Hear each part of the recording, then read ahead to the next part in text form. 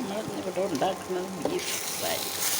ഈ beef fry ഞാൻ beef കുക്കറിലിട്ട് മുളക് പൊടി, മല്ലിപ്പൊടി, മഞ്ഞൾപ്പൊടി, ഗരം മസാലപ്പൊടി, കുരുമുളക് പൊടി, ഇഞ്ചി വെളുത്തുള്ളി ചതച്ച്, കുറച്ച് ചെറിയ ഉള്ളി, 2-3 പച്ചമുളക് ഇതെല്ലാം കൂടി ചതച്ച് ഇറച്ചിയായിട്ട് മിക്സ് ചെയ്ത് മല്ലിപ്പൊടി, മുളക് പൊടി, ഇച്ചിരി മീറ്റ് മസാലയും ചേർത്തിട്ടുണ്ട് ഫ്രൈ ചെയ്യാൻ. പിന്നെ കുറച്ച് തേങ്ങാക്കൊത്തി തന്നെ ഇട്ട് വേവിച്ചെന്ന് എടുത്തതാണ്.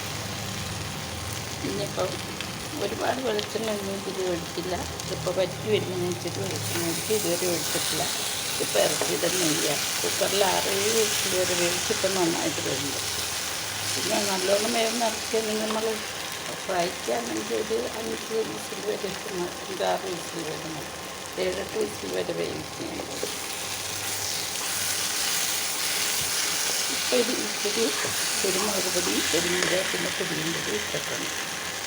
ഇതൊന്ന് വരണ്ട് വെക്കുക. കുറച്ച് കരി വെച്ചിട്ട് എല്ലാം ഒന്നും ചെയ്യേണ്ട കാര്യമില്ല. നീട്ടി കിടന്ന് വരണ്ട് കിട്ടും.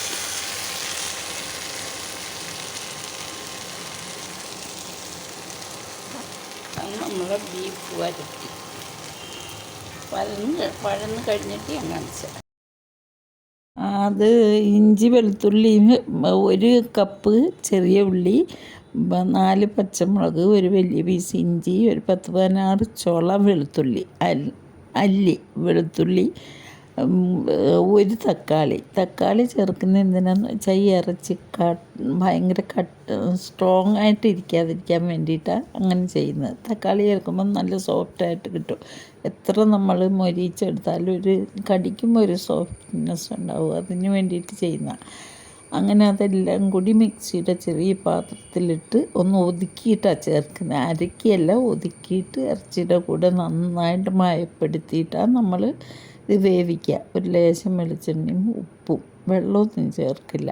ഇറച്ചി നല്ലോണം കുഴച്ച് ഒരു 5 മിനിറ്റ് വെച്ചിരുന്നിട്ടാണ് വേവിച്ചെടുക്കുക. അതിൽ തന്നെ തേങ്ങ കുത്തുവിട്ട് പച്ചയ്ക്ക് തന്നെ.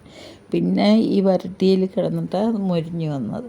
പിന്നെ ഞാൻ പറഞ്ഞല്ലോ, മുളക് പൊടി, മല്ലിപ്പൊടി, മഞ്ഞൾപ്പൊടി, കുരുമുളക് പൊടി, പിന്നെ പെരുംജീരകത്തിൻ്റെ പൊടിയും ചേർത്ത് കുറച്ച് പെരുംജീരകം അല്ലാതെ ഇട്ടിട്ടുണ്ട്. അത് നിങ്ങൾക്ക് 2 വേണ്ടെങ്കിൽ 1 ചെയ്താൽ മതി. എന്നാലും പെരുംജീരകം കുറച്ച് അതിൽ മുഴുവനെ ഇട്ട് കഴിഞ്ഞാൽ അത് കടിക്കുമ്പോൾ നല്ല ടേസ്റ്റാണ്.